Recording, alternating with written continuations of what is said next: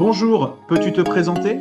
Bonjour, je m'appelle Robin Rive, je suis professeur en Ancien Testament à la HET Pro, Haute École de théologie protestante, professionnalisante et professante. Je suis pasteur de l'ordre et je suis aussi pasteur détaché par mon union d'églises, des églises évangéliques de Réveil. J'ai été pasteur en église 27 ans. Maintenant, je suis à plein temps depuis 11 ans à la HET Pro. Je suis marié, j'ai trois grands-enfants. Faut-il parler de Premier Testament ou plutôt d'Ancien Testament? Alors, c'est une question qui est assez récente finalement, qui a quelques décennies, sans doute liée à tout le passif qu'il y a eu entre une certaine chrétienté et le judaïsme. On s'est demandé si parler de l'Ancien Testament était jeter un voile trop négatif sur cette première partie de la Bible, parce que voilà, c'est ancien, c'est révolu, etc. Au nom aussi d'une exaltation du Nouveau Testament, parfois un peu naïve, qui ne voit pas la continuité entre les deux testaments. Le fait est que le Nouveau Testament, pardon, voilà, euh, les textes du Nouveau Testament, dans les Hébreux, chez Paul, utilisent les deux notions d'ancienne alliance ou de première alliance.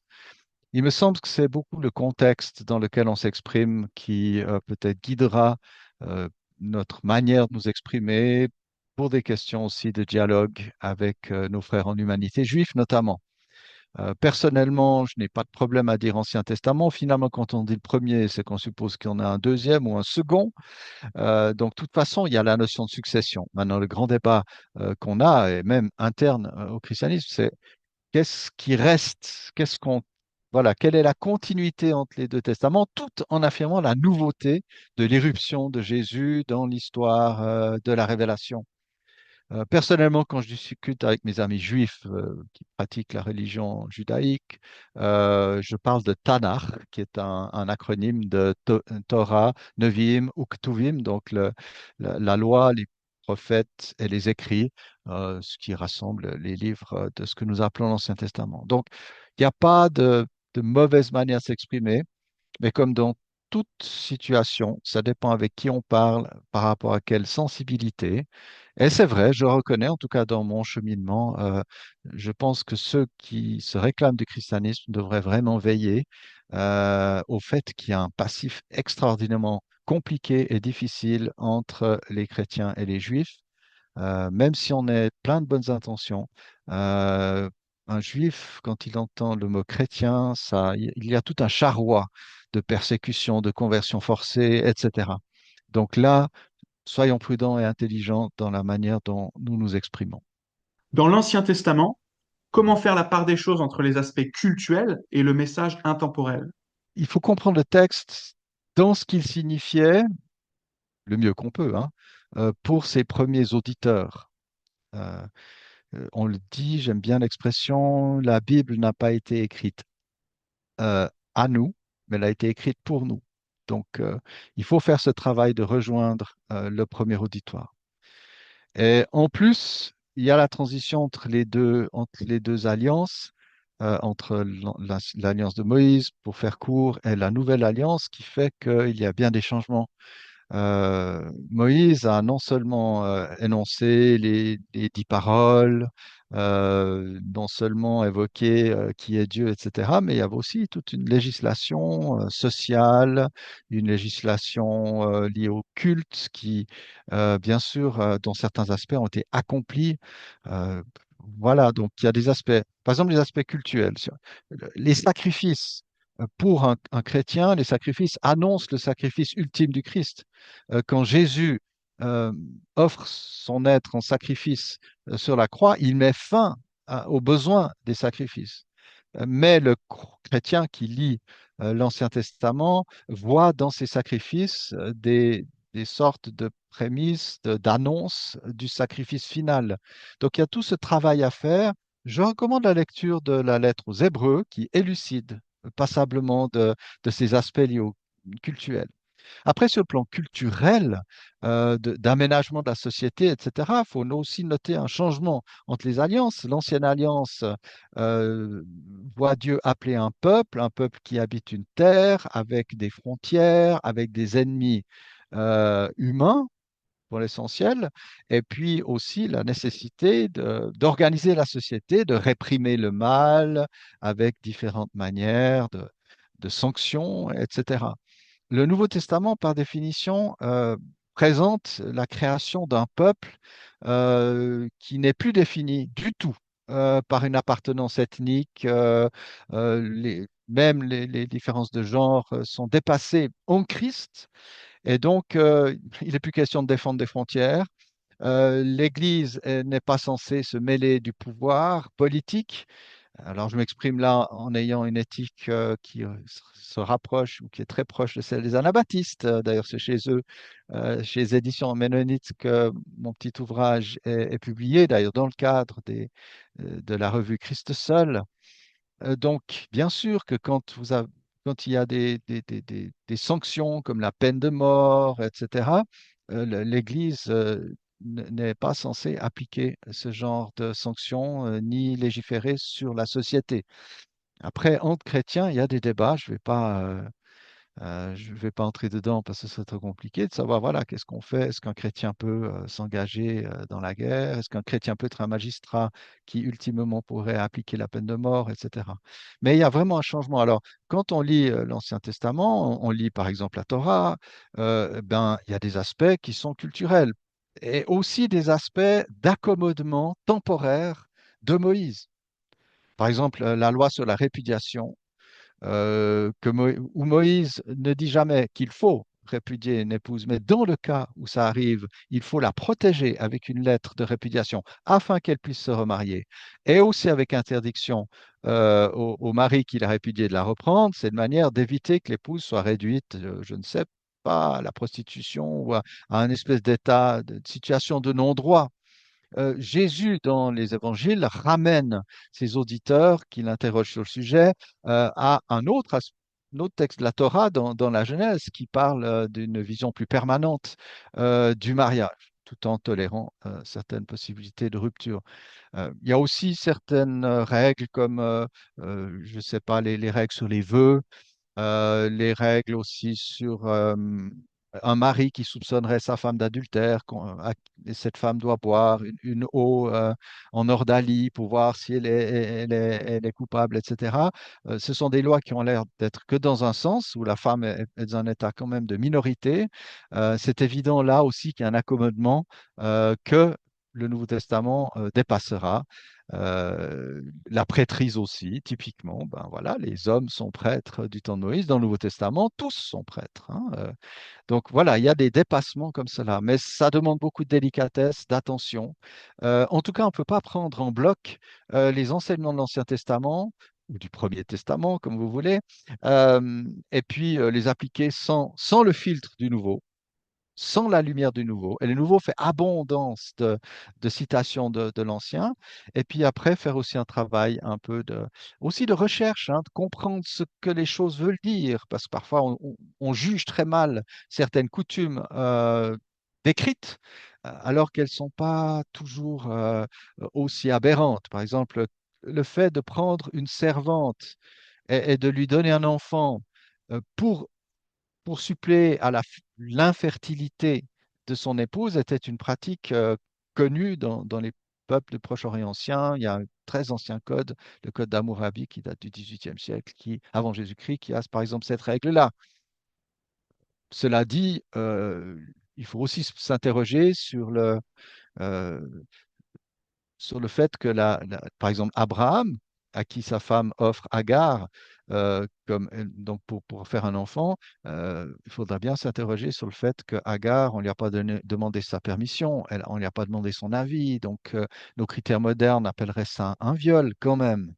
Et puis dans la situation, ce qu'il y a d'extraordinaire, si on lit bien le texte, c'est le soin que Dieu prend de cette femme. Une fois qu'elle est maltraitée, qu'elle est rejetée, Dieu la nourrit, il lui parle, l'enfant Ismaël reçoit une bénédiction extraordinaire, etc. Donc on a des fois un setting, un arrière-plan, patriarcal d'ailleurs dans le Nouveau Testament aussi, mais Dieu n'adoube pas ce système. Il s'y exprime, il s'exprime dans ce cadre-là, mais il y a suffisamment d'indices dans le texte pour qu'on comprenne les dépassements et qu'on comprenne que Dieu n'adoube pas, ne sacralise pas telle manière d'organiser la société. Le Mhm. schéma classique création, chute, rédemption ne Ouais. nous fait-il pas oublier des parties importantes de l'Ancien Testament? Par exemple, la sagesse. Oui, on parle de création, chute, rédemption et même consommation. On rajoute souvent encore l'accomplissement final. Euh, ce qui est frappant dans l'Ancien Testament, c'est finalement que la partie chute qui est relatée en Genèse 3 est très peu reprise. On trouve dans l'Ecclésiaste la notion de la vanité, que Dieu a créé l'homme droit, mais ceux-ci ont cherché des complications. Mais c'est vraiment en passant. Donc il y a très peu. Il y a dans Jérémie, on parle du cœur de l'homme qui est corrompu, hein, au-delà de tout, que rien ne peut guérir, etc. Mais c'est pas un motif aussi central que les développements que l'apôtre Paul a fait.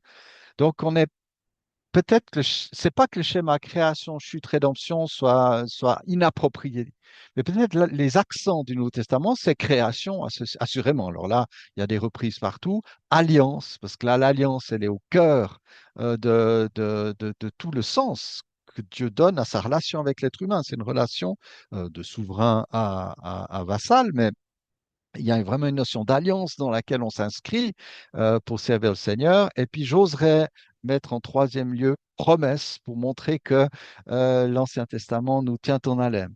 La sagesse, je suis aussi complètement emballé par les livres de sagesse. Je suis en train de préparer, on va sans doute le faire dans un cadre même en e-learning, une formation de la personne selon les premiers sermons des proverbes. Formation de la personne au service de la communauté, aux vertus de la communauté. Donc, voilà. Donc, personnellement, je rejoindrai des commentateurs comme Bruce Waltke qui disent, mais la sagesse biblique, elle est pas, elle a une espérance, il y a un dépassement. Il est souvent sous-entendu. On n'est pas purement dans l'aménagement de la vie présente. Qoheleth, l'Ecclésiaste, parle toujours de ce qui se passe sous le soleil. Ça implique quand même qu'il y a un au-dessus du soleil, qu'il y a un au-delà du soleil. Et puis il y a des petits rayons d'espérance de Dieu qui vient dans la vie, réjouir le cœur de celui qui travaille, etc. Donc derrière même hein, tout ce travail de sagesse, il y a tout un appel à un dépassement. Et puis ce que j'oserais dire aussi, puis ça rejoint le Nouveau Testament, c'est quand même la conscience de ce qu'on appelle la grâce commune. Les livres de sagesse représentent aussi et reproduisent quasiment, notamment dans les proverbes, des textes égyptiens et autres de sagesse, parce que ça circulait, ces réflexions-là. Bien sûr, avec une vision monothéiste qui vient les purifier, mais quand même, et je dirais que le livre des Proverbes est un manifeste en faveur de cette grâce commune qu'on reconnaît en dehors du peuple de Dieu. Dieu sait agir et conduire des non-croyants ou des différemment croyants à être inspirés par lui pour le bien. Donc, personnellement, je pense que les livres de sagesse s'inscrivent finalement dans ce schéma. Euh, alors, comme souvent dans le Premier Testament, les aspects qui vont être très développés dans le Nouveau sont plus sous-entendus, sont un petit peu en filigrane. Ça demande la subtilité. Mais évidemment, une personne, et ce serait tellement mal lire, et souvent les proverbes sont résumés à ça, lire les proverbes comme un petit traité de morale en disant si tu fais le bien, tout ira bien pour toi, c'est passer à côté de beaucoup des proverbes qui ne disent pas du tout ça où le riche est un méchant, par exemple. Donc, non, non, il n'y a pas que les justes qui s'enrichissent, etc. Voilà, je sais que je pourrais parler longtemps, mais voilà le début de réponse que je donnerais à, à ta question. Le Dieu de l'Ancien Testament est-il violent?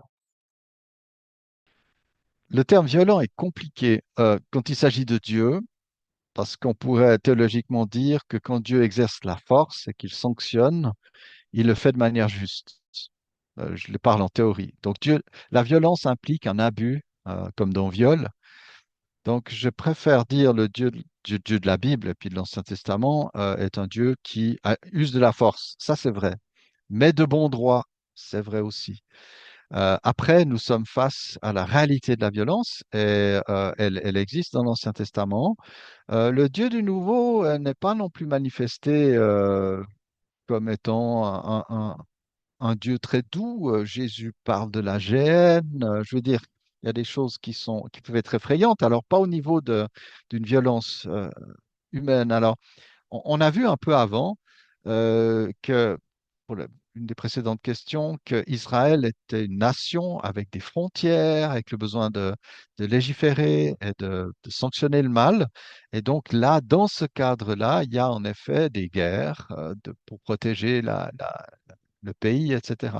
Avec la nouvelle alliance, euh, le- il n'y a plus de frontières à défendre, il n'y a plus d'adversaires humains.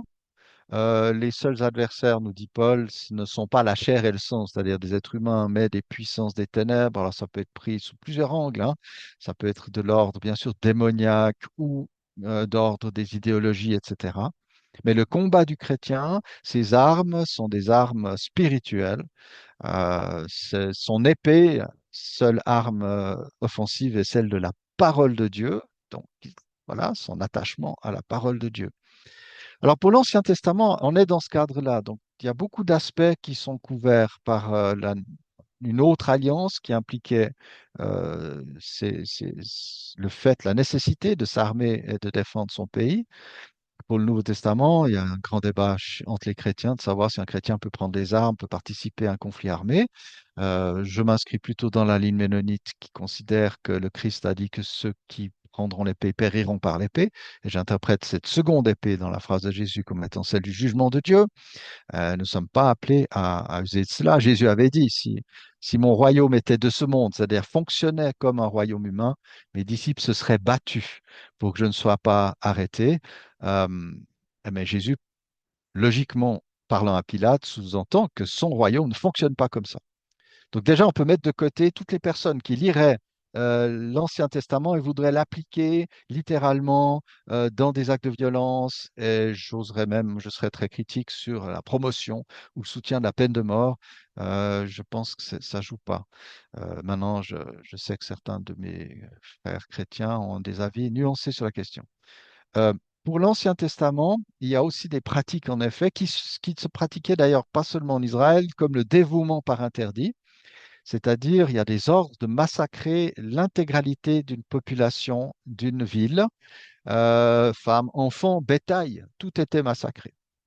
Mais ce qu'il y a de très intéressant, si on lit ces textes, c'est qu'ils sont beaucoup plus nuancés qu'ils paraissent, et en plus, dans leur accomplissement, finalement, ça peut être accompli. Ce qu'on appelle l'anathème ou le dévouement par interdit. Seules trois villes, hein, Jéricho, Haï et Hatzor, ont été détruites de fond en comble.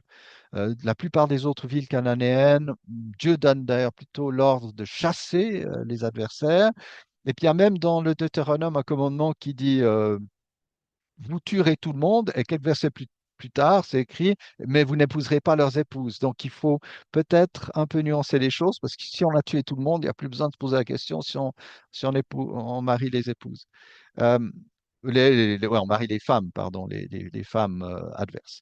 Dans tous les cas, il y avait une offre de paix, une possibilité. Le problème des Cananéens, c'est que la plupart ont refusé la paix, ont cherché à faire du mal à Israël, mais on a des exceptions. On a les Gabaonites. Bon, ils ont usé d'un stratagème pour pas se faire passer pour un peuple éloigné qui mourait de faim. Et puis, eux, ils ne pouvaient plus les massacrer puisqu'il y avait eu un vœu de fait.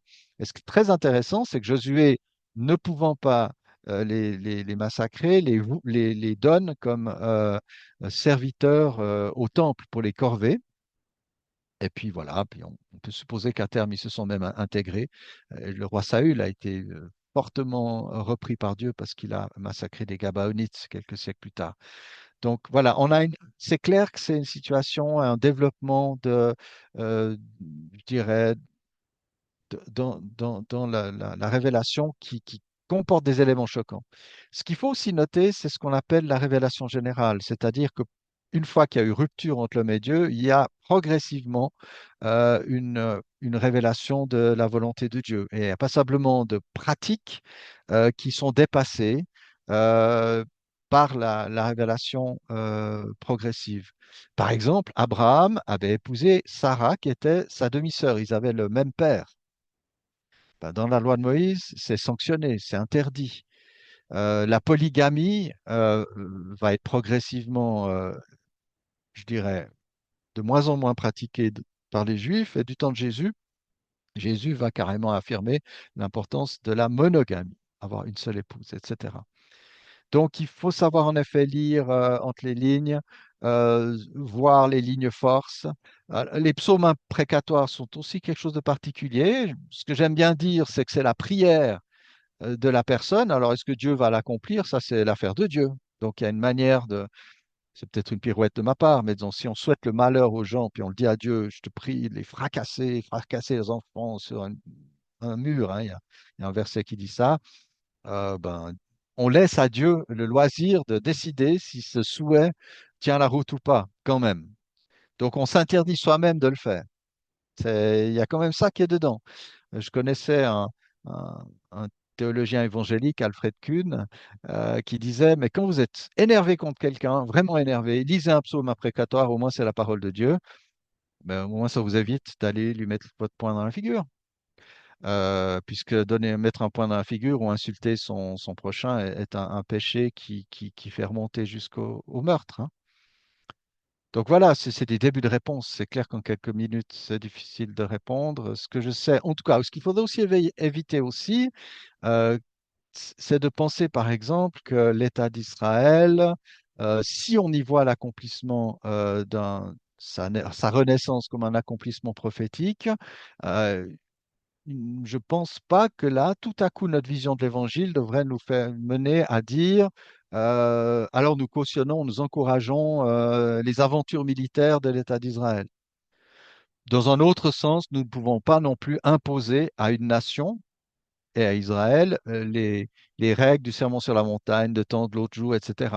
Mais peut-être éviter de mettre du carburant dans la situation enflammée du Moyen-Orient et d'être des artisans de paix, ce que Jésus nous demande d'être, en sachant que, oui, une nation apprend à s'organiser. Paul le dit, hein, le magistrat est armé de l'épée. Il y a quand même l'idée qu'il y a des magistrats qui sont là pour réprimer le mal et on peut pousser ça jusqu'à à faire la guerre, etc. Mais en même temps, peut-être en tant que chrétien, on devrait faire attention de ne pas euh, entrer dans le jeu d'un soutien à une entreprise violente, quelle qu'elle soit.